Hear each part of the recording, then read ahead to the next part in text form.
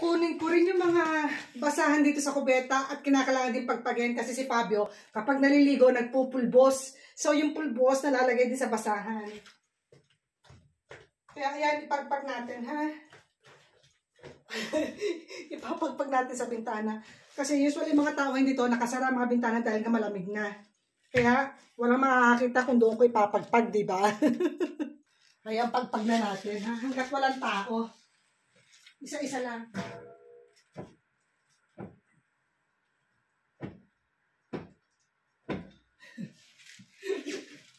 Wala naman tao eh, kaya pwede ko ipagpag. Alikabok lang naman, wala naman siyang dumi. Actually talagang alikabok lang, as in alikabok. So, ayan, hindi malinis na yung basahan, ibabalik ko siya sa kubeta. Bawasan din natin ng konting alikabok bago ko ibalik yung mga basahan na pinagpag ko sa bintana.